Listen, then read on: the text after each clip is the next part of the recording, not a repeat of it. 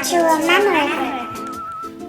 းလုံးပဲမင်္ဂလာပါဒီနေ့တော့ဘန်ကောက်နဲ့အနီးဆုံးကမ်းခြေစားတောက်ဆိုင်လေးတစ်ခုခေါ်သွားပေးမယ်ဒီကမ်းခြေစားတောက်ဆိုင်လေးကဘယ်လောက်ထိနီးလဲဆိုလို့ရှိရင် BTS နဲ့ပါသွားလို့ရပါတယ်ဒီစားတောက်ဆိုင်လေးကအများလူစီကားနေရဆိုတော့ဒီနေ့ကဆန်ဒေးလေးဖြစ်တယ်ဆိုတော့တိတ်တော့မျောလင်းချက်မရှိဘူးပေါ့နော်ခုံမရရင်လည်းပြန်မယ်ခုံရရင်လည်းစားမယ်ဆိုရဲမျောလင်းချက်လေးနဲ့လာခဲ့တာပါ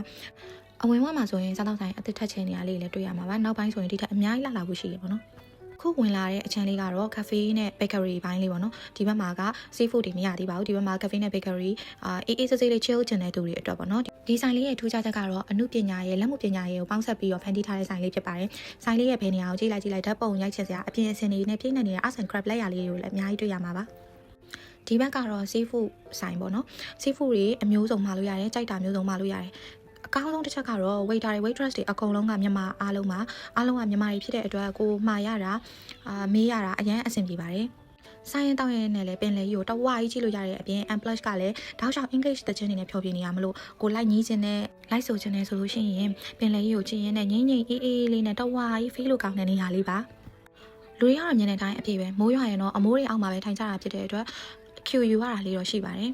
ခုအနေထားလေးကတော့မိုးအောက်နေပေမဲ့မိုးမရွာတဲ့အနေထားလေးဆိုလေးတဖြူးဖြူးနဲ့အပြင်မှာလည်းအရင်ထိုင်လို့ကောင်းတဲ့အနေထားပေါ့နော်ဒီဆိုင်လေးကကျမတို့နေတဲ့နေရာနဲ့ဆိုရင်မိနစ်20လောက်ပဲတွားရတာဆိုတော့ခဏတိုင်းရောက်ပြတဲ့ဆိုင်လေးပေါ့နော်အရင်တုန်းကလာတော့ဆိုရင်စားတောက်ဆိုင်တင်းတိုင်မရှိရဲဒီ arts and craft ရောင်းတဲ့ဆိုင်လေးတွေလည်းမရှိသေးဘူး souvenir ဆိုင်လေးတွေလည်းမရှိသေးပါဘူးအခုကတော့အဲ့လိုမျိုးဆိုင်လေးတွေအများကြီးဖြစ်တဲ့အပြင် bakery နဲ့ပတ်သက်တဲ့ cake လေးတွေရောင်းတာလေးတွေအများကြီးပဲပေါ့နော်ဆိုင်တွေကစုံလို့ပြောတာမပြောတတ်တော့ပါဘူးဓာတ်ပုံရိုင်းလို့ထားတဲ့နေရာတွေကလည်းတစ်ခေါက်ပို့ပြီးတော့ဆန်းတက်ပြီးတော့အရမ်းမိုက်လာတာပေါ့နော်ဒီမှာဆိုရှင်အခု souvenir ဆိုင်လေးတွေ arts and craft ဆိုင်လေးတွေမုံဆိုင်လေးတွေအများကြီးတွေ့ရမှာပါသူကပင်လယ်ကမ်းခြေရာဆိုင်လေးတွေဆိုတော့ပင်လယ်စာနဲ့ပတ်သက်တာလေးတွေ seafood နဲ့ပတ်သက်တာလေးတွေလောက်ရောင်းထားတာလေးများတယ်ပေါ့နော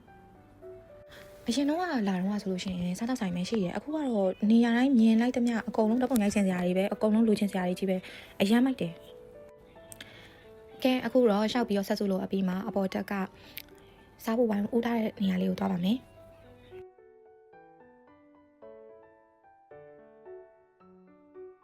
အပေါ်ကနေကြည့်ရတဲ့ view ကလည်းမိုက်ပဲเนาะပင်လယ်ကြီးကိုအပေါ်ကြီးကနေမိုးပြီးကြည့်ရတဲ့လုံးဝလေးတဖြူးဖြူးလေးနဲ့အရန်ကိုမိုက်တဲ့ view လေးပ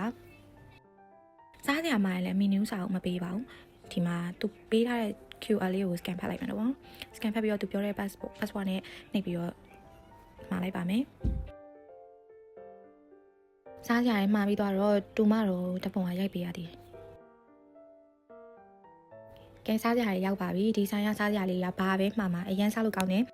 တားတော်မှာတော့သူကတရက်တီး crazy ဆိုတော့တရက်တီးစားရပေါ့နော်သူက seafood တွေသူမစားပါဘူးအသားတွေလည်းသူမစားတဲ့အတွက်တရက်တီးပဲမှကျွေးလိုက်ပါတယ်ဒီဆိုင်လေးကဈေးကြီးလားလို့မရင်ဈေး a little လေးတော့ကြီးပါတယ်ဈေးချိုတဲ့ထဲမှာတော့မပါဘူးပေါ့နော်ဒါပေမဲ့ဈေးအရန်ကြီးတဲ့ထဲမှာတော့မပါပါဘူးတစ်ခါလောက်တော့သွားပြီးတော့ရောက်ဖိုးရရှိအောင်စားကြည့်ဖို့တော့ recommend ပေးပါတယ်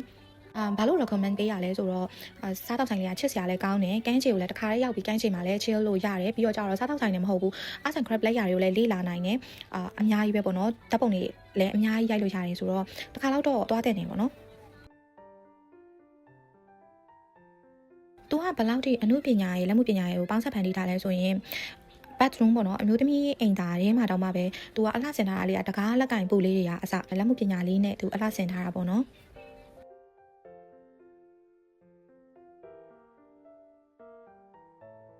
ဒီထဲမှာလည်းကျွေးတဲ့ပစ္စည်းတွေceramic တွေကိုအသေးစိတ်လေ့လာနိုင်ပါတယ်လက်ရာလေးတွေကတော်တော်လေးကိုလှတယ်ကျမတို့ကတော့အရန်နားမလဲတော့ကျမတို့ဒီဟာတွေကိုတိတ်ပြီးတော့မကြည့်တတ်ဘူးပေါ့နော်နားလေပြီးတော့စိတ်ဝင်စားတဲ့သူတွေရှိရင်တိတ်တိတ်ချာအသေးစိတ်လေ့လာနိုင်တဲ့နေရာလေးပါဆိုတော့ဒီဗီဒီယိုလေးကိုကြည့်ရတဲ့သူတွေထဲမှာဆိုင်းလုံဘန်ပိုကိုရောက်ပိုးတဲ့သူတွေအများကြီးရှိမှာပေါ့နော်အဲ့တော့ဒီဆိုင်လေးကိုအမှတ်10မှတ်ပေးရဆိုလို့ရှိရင်ဘယ်နှမှတ်လောက်ပေးချင်လဲပေါ့နော်ကျမကတော့အမှတ်ကို9မှတ်10မှတ်လောက်ထိပေးချင်ပါတယ်မရောက်ဘူးတဲ့သူတွေဆိုလို့ရှိရင်လည်းတွားချင်ရင်အစိမ်း line ပေါ့နော်စူကိုပစ်အစိမ်း line E23 ခီခဂိတ်ဆုံး TC သွားလိုက်ပါဂိတ်ဆုံး TC သွားပြီးရင်9 minute drive ဆိုလို့ရှိရင်ဆိုင်လောဘန်ပူဆိုင်လေးကိုရောက်ပါပြီ။ဘန်ကောက်မှာရှိနေတဲ့သူတွေကဘန်ကောက်ကိုအလဲလာတဲ့သူတွေကဒီဆိုင်လေးကိုတစ်ခါလောက်တော့ try ကြည့်ဖို့အကြံပေးချင်ပါတယ်။ Bye bye